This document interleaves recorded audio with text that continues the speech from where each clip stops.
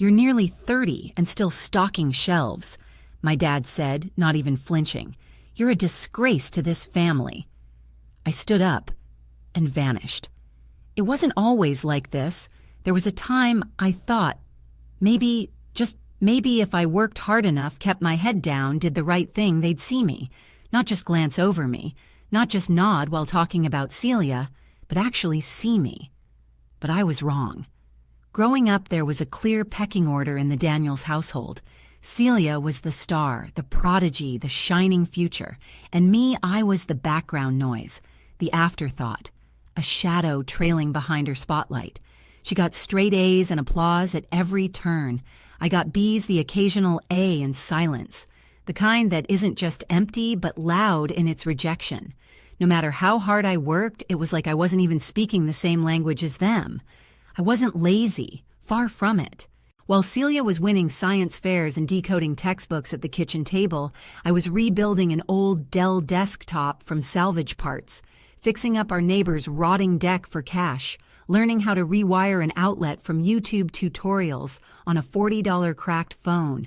Not flashy, not doctor level, but real work, useful work.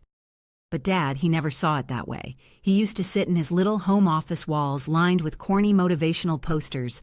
"Excellence the result of caring more than others, think wise," and tell me that if I didn't chase prestige, I'd end up cleaning up after people who did.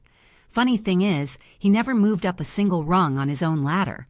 He was a mid-tier manager for over 10 years, dreaming of a promotion that never came while looking down at his own son for working retail. Mom wasn't much better. A high school teacher obsessed with status by association. Her favorite hobby was humble bragging about Celia to coworkers and neighbors.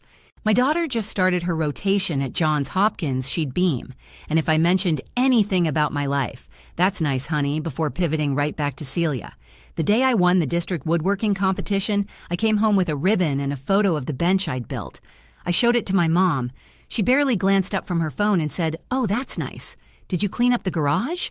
Then she went right back to reading Celia's email update about medical internships. I never forgot that.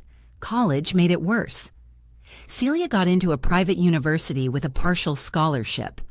My parents. They emptied savings, took out loans, even refinanced the house. I found that out later by accident. They did everything to make sure she had her shot. 2 years later, when it was my turn, they sat me down at the kitchen table and said, "Community college has decent programs. You can work your way through like we did." I remember nodding while my chest burned. That was the moment I realized they don't see potential in me. They see limitation. And when Celia became Dr. Daniels, she walked into the house with her diploma, like a queen returning from war. My dad cried. My mom printed a custom banner for the living room. I stood in the back of the room next to the dog. From that moment on, I didn't just feel ignored, I felt actively attacked, like my very presence made them itch. At one family dinner, my dad looked at me across the table and said, "She's saving lives, and you're scanning barcodes at Target. Makes you wonder what went wrong." He chuckled. I didn't. Neither did my grandparents. But they said nothing. Just a slow, painful silence as my mother added, "Don't be so sensitive.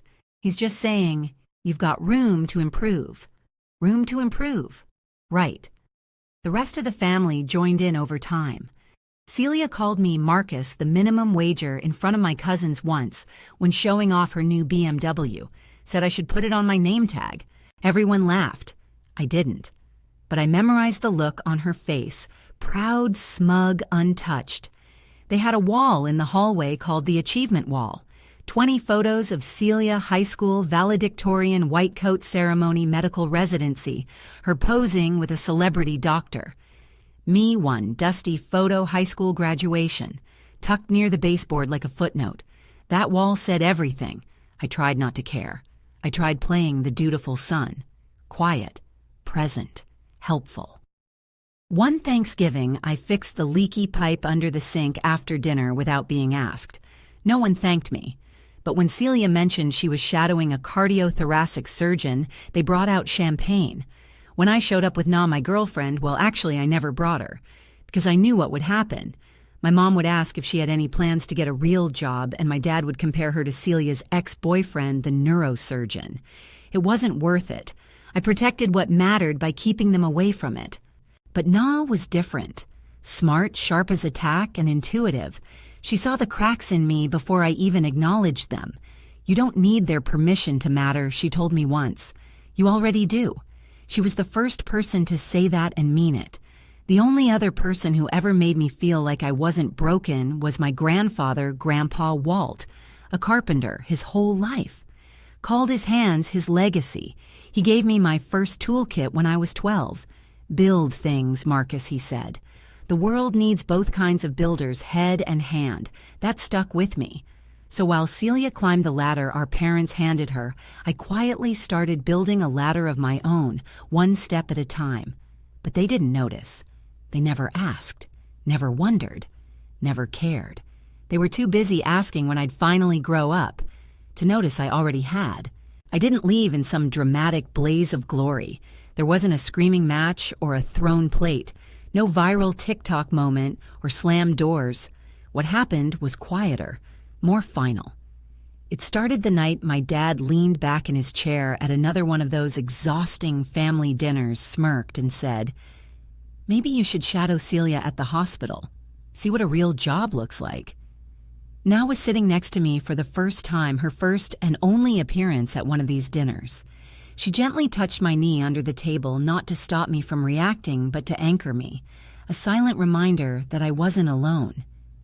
I smiled, took a sip of my water, and said, "Maybe." But that night when we got home, I stayed up, sat in our tiny kitchen with its peeling laminate counter, the one I'd installed myself from a YouTube tutorial because we couldn't afford new cabinets. I looked around. The place wasn't much, but it was mine. Ours. "You okay?" Na asked, walking in with her robe tied tight. I nodded slowly. You ever wonder what they'd say if I just disappeared? She leaned against the wall, arms crossed.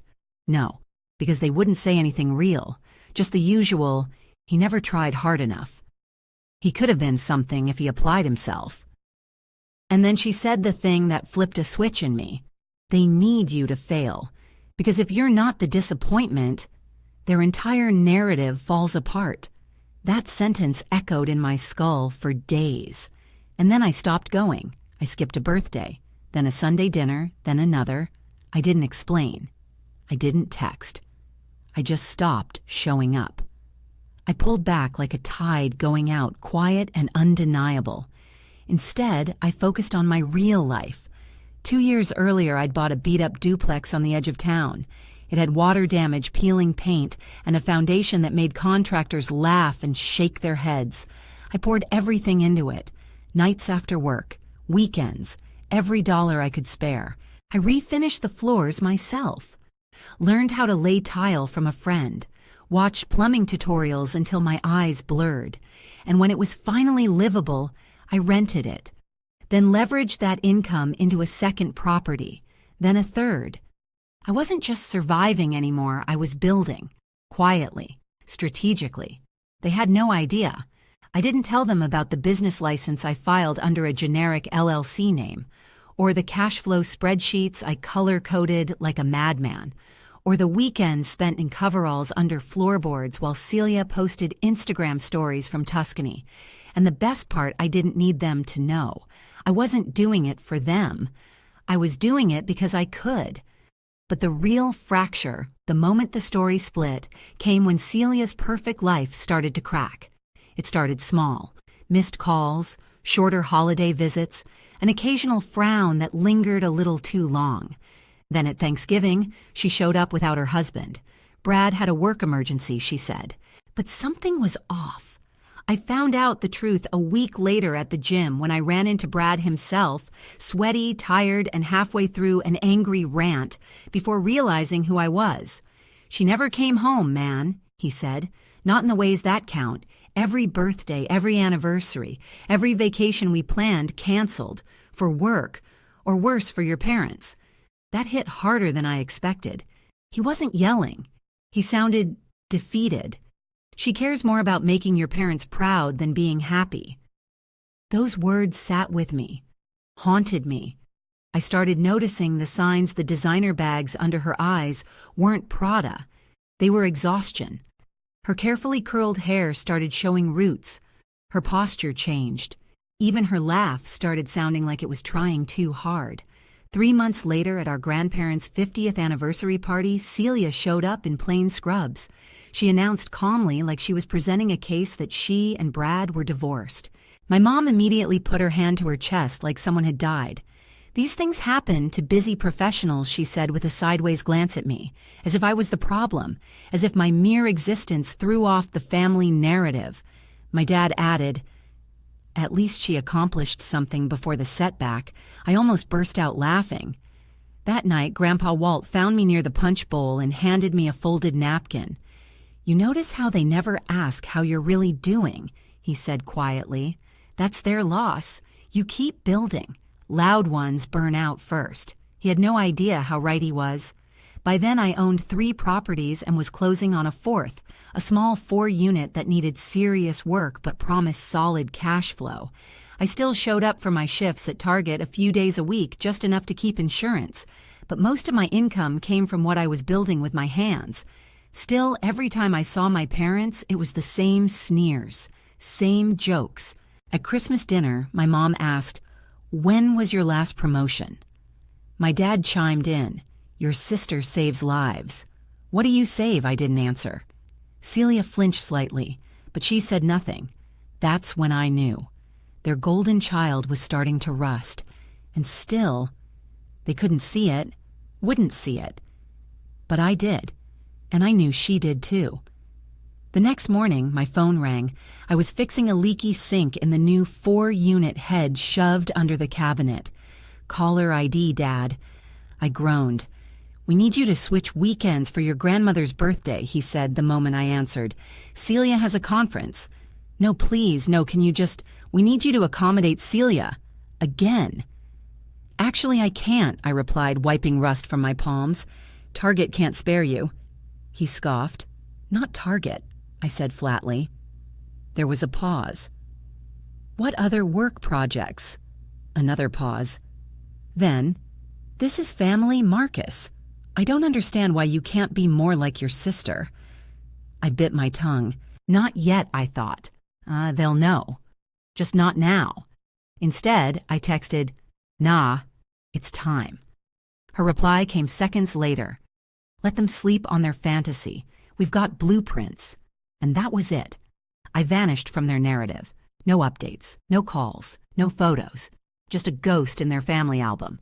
But I wasn't disappearing. I was preparing. Na called it the best worst-kept secret in the family.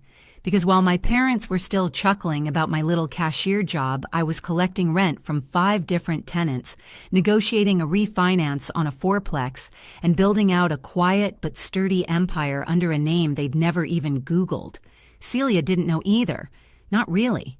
She knew I managed some units. That's what I let her believe when she called me crying at midnight, broke, divorced, and 2 months behind on bills. She was too ashamed to tell Mom and Dad. But she called me. "Marcus." "I don't know where else to go," she whispered. I stared at the ceiling in silence. Na curled beside me, already waking from the noise. I could have said no. I had every reason. But that wasn't who I wanted to be. "There's a unit in a duplex on Westfield. I can get you in," I told her. She hesitated. "How much is rent?" "We'll figure it out later." What I didn't say was, "I own it. And 4 others. And I made $20,000 last month after expenses." She showed up the next day with 3 suitcases, and that looked the one I used to wear years ago when I came home from yet another shift to a cold apartment, and no applause. It was surreal seeing her like that. This woman who used to be perfect now looked like a dropped porcelain doll, scuffed hollow, cracking around the edges. I handed her the keys, gave her a rundown, and left out the part where I was her landlord. She sat down on the floor and stared at the ceiling. "Thanks," she whispered. Later, she asked if I'd take a look at her resume. I blinked. Celia, my sister, asking me for career advice. She sent it over, and I tore through it like I would a faulty lease agreement. Looked good on paper, but it was generic. No passion, no strategy. I rewrote whole sections, quantified her achievements, showed her how to position herself beyond just doctor looking for work. She texted, "This is incredible. Where did you learn this?" "Some of us had to," I replied. Ever watchful raised an eyebrow that night. "She's going to figure it out soon," she said. "Maybe," I replied, "but I'm not ready for that conversation yet." Then my phone rang. "Mom," fake concern, sugar-sweet tone. "Marcus, honey, I heard you helped your sister find a little place. That was thoughtful. No thank you. No acknowledgement. Just surprised that I'd done something useful." Then came the ask.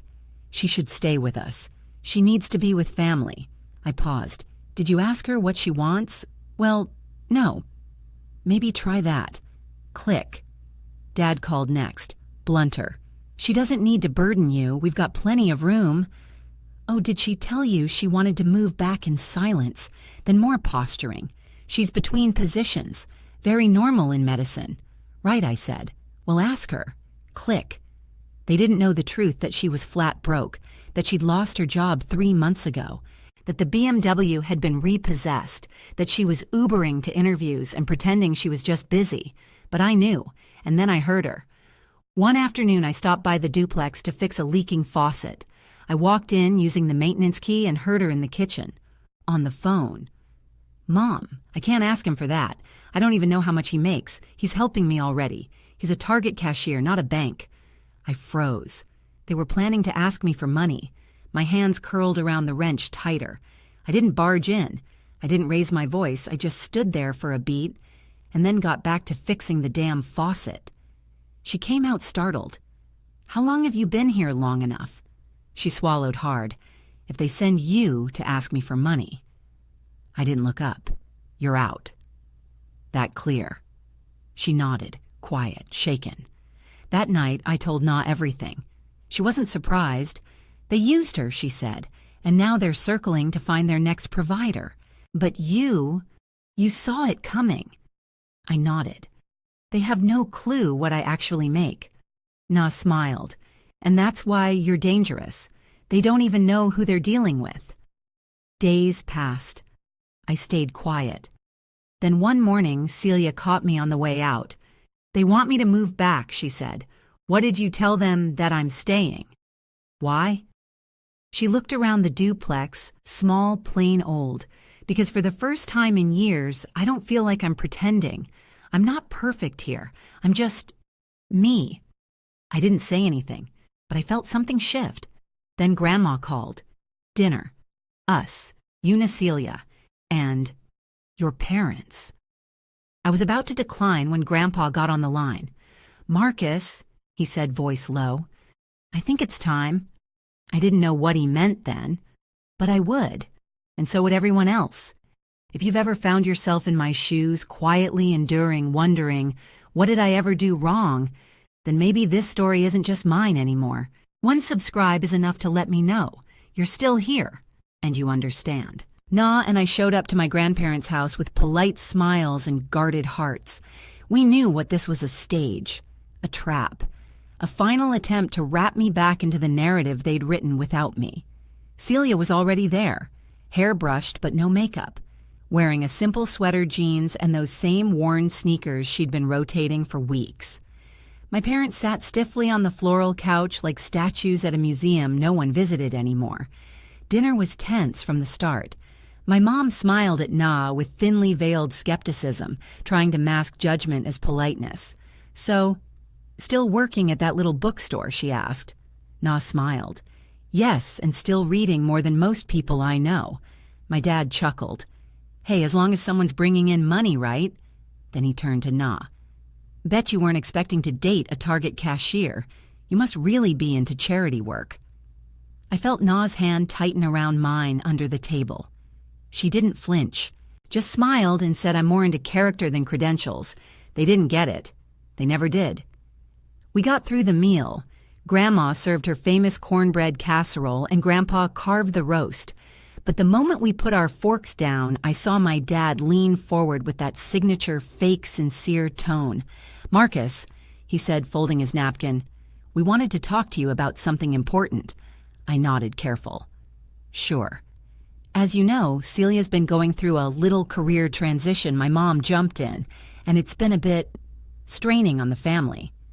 Celia said nothing. She stared at her plate like it held the answers she'd never found in medical school. Dad continued. She's done so much for us, helped with travel, house repairs, even groceries some months. My mom smiled tightly. She understood that family supports each other. Then she turned to me, and now it's your turn. There it was, the ask. They didn't say it outright, but we all felt it. The build-up, the blame. The manipulation served lukewarm like the mashed potatoes on the table. I stayed quiet. How much I finally asked flatly. My dad blinked. My mom looked surprised, like they weren't expecting me to cut through their rehearsed performance. Well, my dad started the roof's leaking again, and your mother's car needs major work, plus property taxes are coming up. About $20,000 would help us stabilize. $20,000.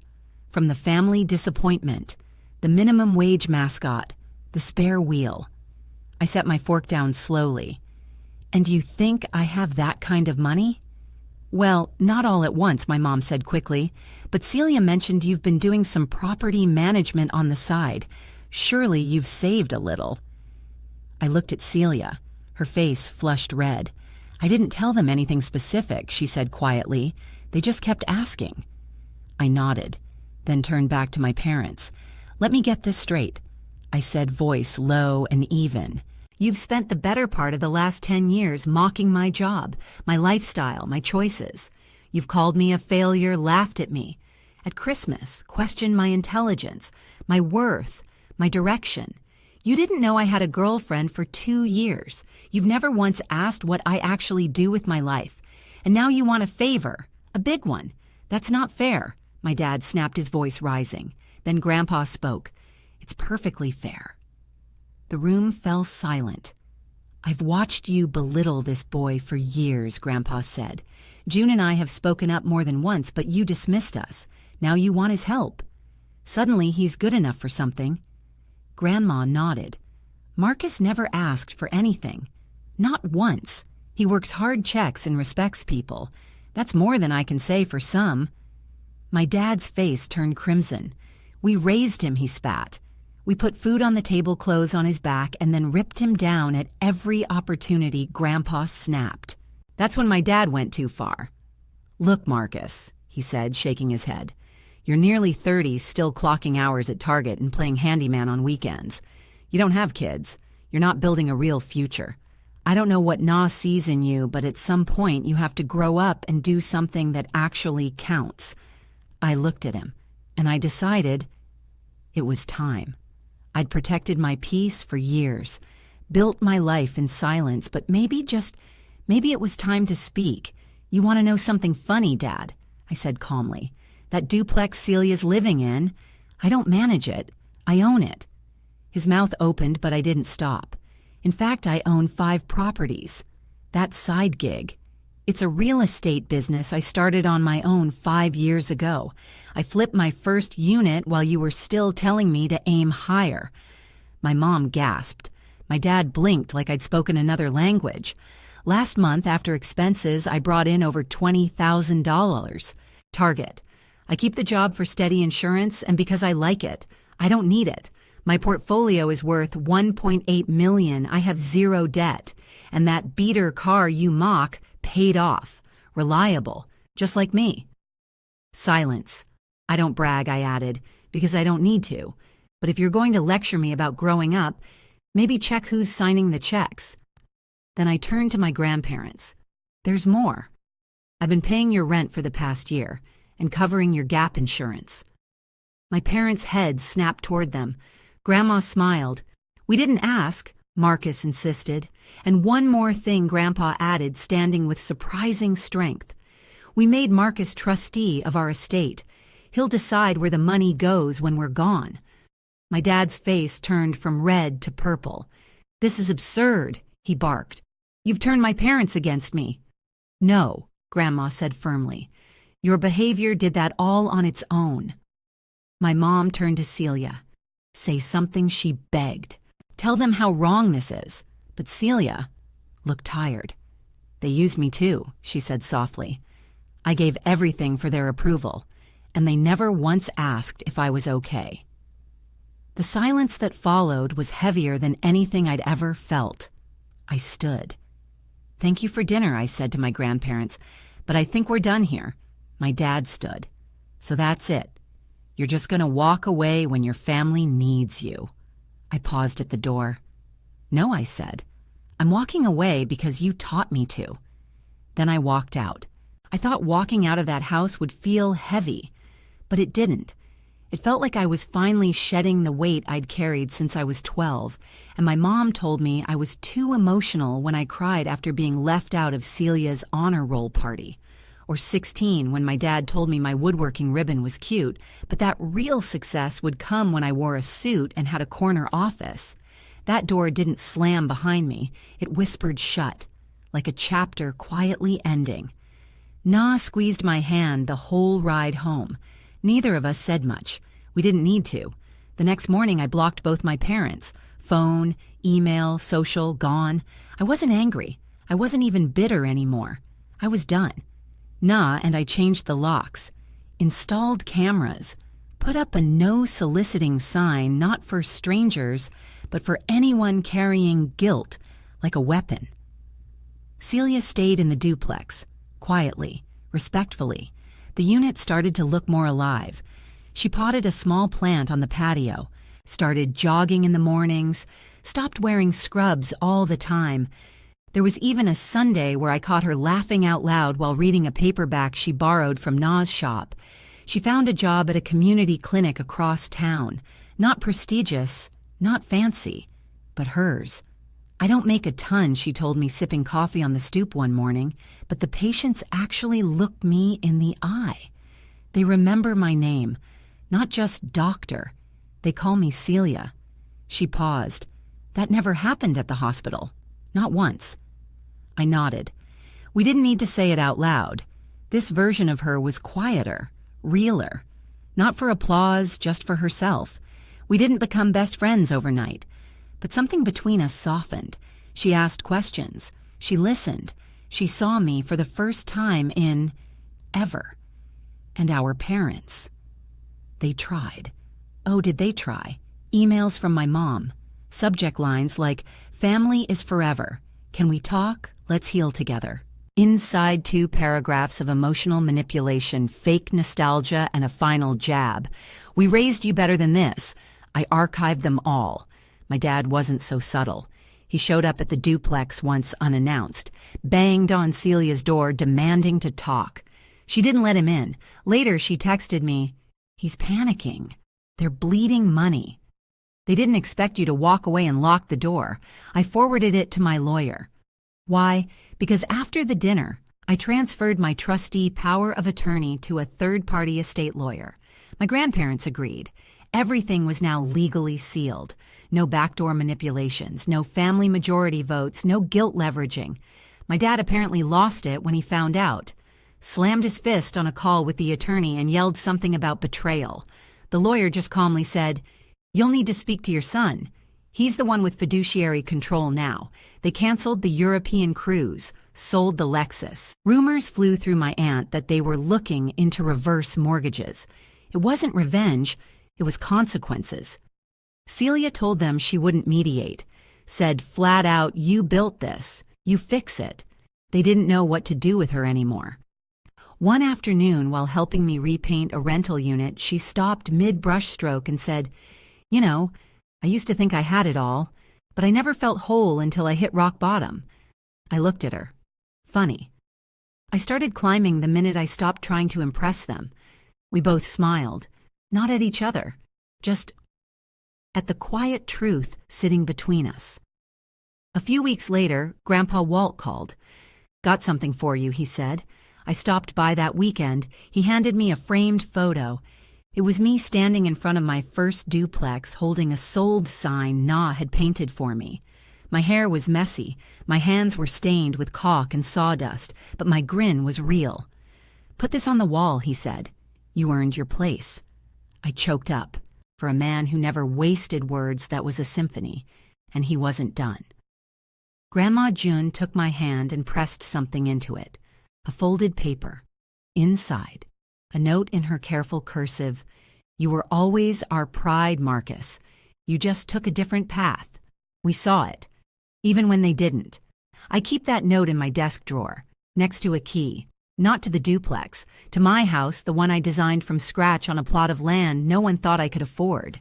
Funny thing, it's next to the same lake my dad used to point to and say, "Someday we'll retire here, when we can finally afford something that says we made it." I bought it last year, didn't tell anyone, didn't need to. I used to think I needed them to be proud of me, that if I just worked harder, smiled more, showed up with the right answers or the right title or the right paycheck, I could finally earn a seat at that table.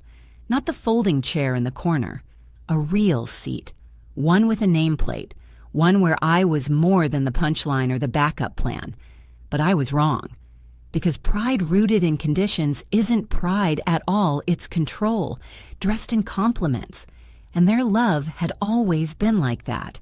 Transactional, fragile, loaded with ifs. If you got better grades, if you worked a real job, if you were more like your sister. But life doesn't happen in conditional sentences. It happens in the quiet grind, the lonely builds, the years no one claps for you, the nights spent sanding cabinets while your sister is photographed at galas. It happens in choosing to become something without asking permission. And when I finally stopped performing, when I turned away from their applause and built something real, I discovered a secret they never wanted me to know. Freedom is louder than approval. Now I wake up when I want. I walk through my buildings and talk to tenants by name.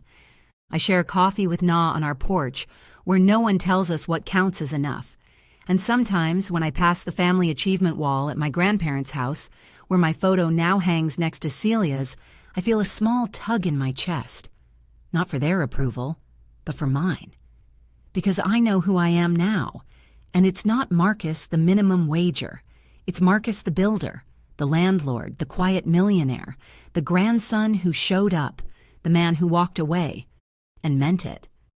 As for my parents, they still send the occasional letter, printed, not handwritten, always the same tone, passive apology, blame wrapped in regret, promises to start over if I'd just come home. But I am home. Home is the life I built brick by brick, silence by silence. And Celia, she's building too. Not the life our parents carved out for her, but one of her own. Her clinic's expanding. She brings leftover bagels to Na's shop sometimes. She smiles more now. It's unpolished, but it's real. She once told me, "You were always freer than me." That used to make me angry. Now it gives me hope. Funny how the golden child found peace in the shadows and the family disappointment became the foundation. So if you're watching this and you've been told your worth is tied to your title, your income, your usefulness to people who only clap when it benefits them, this is for you. You're not a failure. You're a builder. You just haven't stopped long enough to realize. The silence they gave you wasn't punishment. It was permission. So build your own scoreboard, hang your own picture, write your own damn rules. And if anyone asks where you went, tell them this: I didn't disappear. I just stopped playing the game. Have you ever had to walk away from a toxic family narrative and build your own life from scratch? Drop your story in the comments below. I read every single one. And hey, if you're one of the quiet ones like me, don't forget to subscribe and share this with someone who needs to hear it.